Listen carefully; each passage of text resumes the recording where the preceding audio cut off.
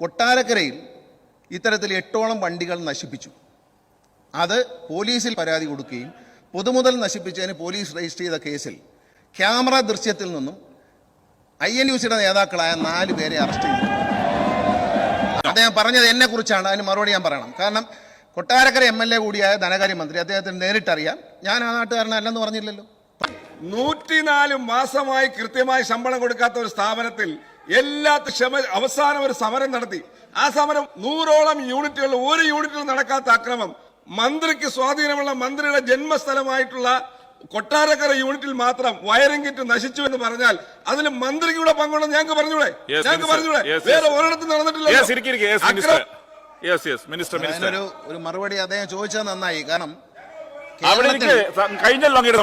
കേരളത്തിൽ ഈ സമരത്തിൽ പങ്കെടുത്തവർ 6.4% തൊഴിലാളികൾ മാത്രമേ സമരത്തിൽ പങ്കെടുത്തുള്ളൂ.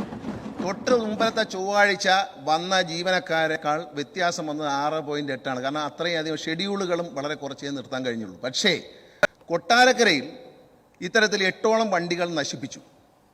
അത് പോലീസിൽ പരാതി കൊടുക്കുകയും പൊതുമുതൽ നശിപ്പിച്ചതിന് പോലീസ് രജിസ്റ്റർ ചെയ്ത കേസിൽ ക്യാമറ ദൃശ്യത്തിൽ നിന്നും INUCയുടെ നേതാക്കളായ 4 പേരെ അറസ്റ്റ് ചെയ്തു.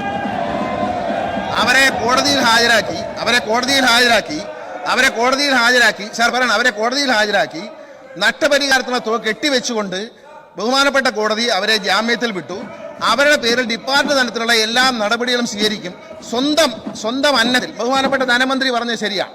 കാരണം KSRTC രക്ഷിക്കാൻ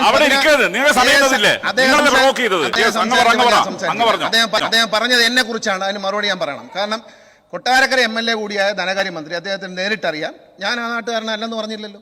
പക്ഷേ ഇത് ചെയ്തവരെ വീഡിയോ ദൃശ്യത്തോടു കൂടിയാണ് പോലീസ് പിടിച്ചിരിക്കുന്നത്. അവരെ ബഹുമാനപ്പെട്ട മന്ത്രി പറഞ്ഞ 10,000 കോടി രൂപ ഈ സർക്കാർ കൊടുത്തു KSRTCയുടെ നന്മയ്ക്ക് വേണ്ടി. മുൻ സർക്കാരിന് എത്ര കൊടുത്തു എന്ന് പറയുമ്പോൾ അത് ചർച്ച ചെയ്ത കാര്യമാണ്, ഞാൻ പറയുന്നില്ല. ആ കൊടുക്കുമ്പോൾ ഇതിനെ രക്ഷപ്പെടുത്താൻ കഴിഞ്ഞ 10-18 മാസമായി ഒരുമിച്ച് ശമ്പളം കൊടുക്കാൻ കഴിഞ്ഞിരുന്നില്ല. അത് മാറിക്കൊണ്ട് ഒരുമിച്ച് ശമ്പളം കൊടുക്കാൻ സർക്കാരിന് കഴിഞ്ഞു. ഈ സർക്കാർ ചെയ്യുന്നുണ്ട് ഇപ്പോൾ കൃത്യമായി.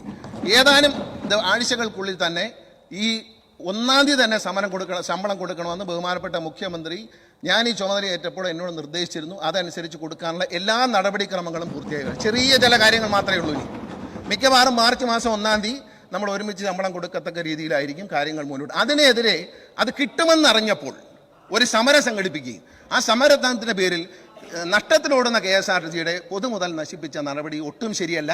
അത് ബഹുമാനപ്പെട്ട ധനമന്ത്രി പറഞ്ഞത് ശരിയാണ്. ഒരറ്റത്ത് രക്ഷിക്കാൻ ശ്രമിക്കുമ്പോൾ സമരം നമ്മൾ എതിരല്ല.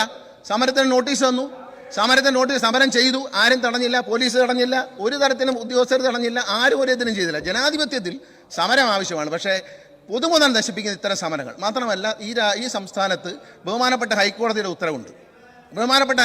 ഉത്തരവുണ്ട്. ഈ KSRTCയുടെ ബസ്സുകൾ നശിപ്പിച്ചതിന് ഒരു സംഘടനയ്ക്കെതിരെ കേസെടുക്കുകയും ആ സമരത്തിന് ഹർത്താലിന് ആഹ്വാനം ചെയ്ത നേതാക്കന്മാരുടെ സ്വത്തുക്കൾ കണ്ടെത്തുകയും ചെയ്ത സംസ്ഥാനമാണ് കേരളം. ബഹുമാനപ്പെട്ട ഹൈക്കോടതിയാണ് അത് ചെയ്തത്. അതുപോലെ തന്നെ ഇക്കാര്യത്തിൽ നടപടി ഉണ്ടാവും എന്ന് യാതൊരു സംശയവുമില്ല. അത്തരത്തിലുള്ള ഡാമേജ് ചെയ്യുന്ന ആളുകൾ KSRTC സർവീസിലുണ്ട്.